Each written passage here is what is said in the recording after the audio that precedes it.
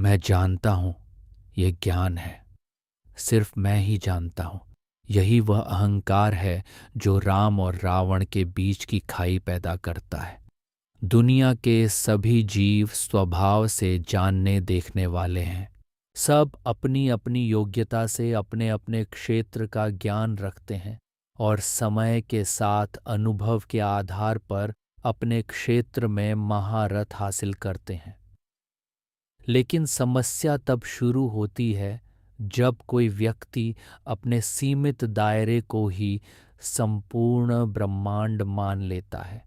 जब कोई यह दावा करने लगता है कि मेरे अलावा कोई कुछ नहीं जानता, तब वह दूसरों के अस्तित्व को नकारने लगता है।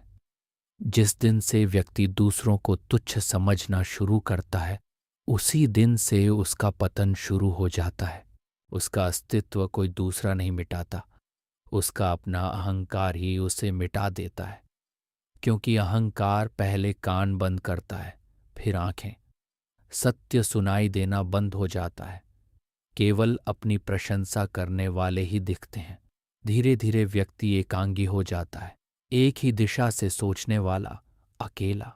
और यही अकेलापन, यही संकुचित दृष्टि जीव के सबसे बड़े दुख का मूल है। सुखी होने के लिए हमें सबके ज्ञान की कद्र करनी चाहिए, सबकी सुननी चाहिए, सबको साथ लेकर आगे बढ़ना चाहिए। देखिए न रावण को, वह महान विद्वान, महान संगीतकार और अद्वितीय राजनीतिक विशेषज्ञ था, लेकिन उसकी विद्वत्ता ही उसका बोझ बन गई। उसने अपनों की सलाह को अपमान समझा। विभीषण की नीति, मंदोदरी का प्रेम और मंत्रियों का विवेक सब उसकी हठ के आगे हार गए। रावण को किसी बाहरी दुश्मन ने नहीं मारा, उसके अपने अहंकार ने उसे सत्य से इतना दूर कर दिया कि उसे अपना अंत दिखाई ही नहीं दिया। श्री राम इसके ठीक विपरीत हैं।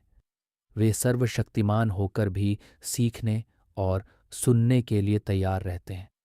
उन्होंने कभी नहीं कहा कि उन्हें किसी की मदद की जरूरत नहीं है। उन्होंने केवट के अनुभव को सम्मान दिया, शबरी के प्रेम को स्वीकारा और जामवंत जैसे अनुभवी लोगों की सलाह पर अपनी रणनीति बनाई। राम की जीत केवल उनके बाणों की जीत नहीं थी, बल्कि उनकी विनम्रता और सबको साथ लेकर चलने के संकल्प की जीत थी।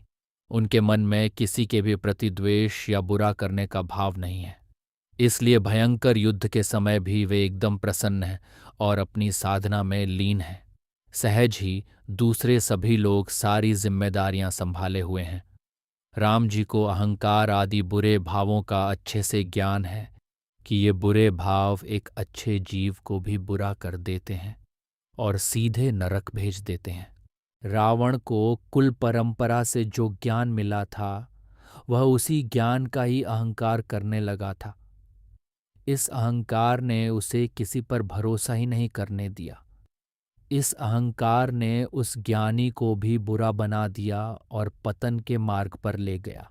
यदि हम सब भी सही मायने में सुखी होना चाहते हैं, तो हमें अपने ज्ञान के साथ साथ दूसरों के ज्ञान का, उनके अस्तित्व का और उनके सुकून का सम्मान करना सीखना चाहिए।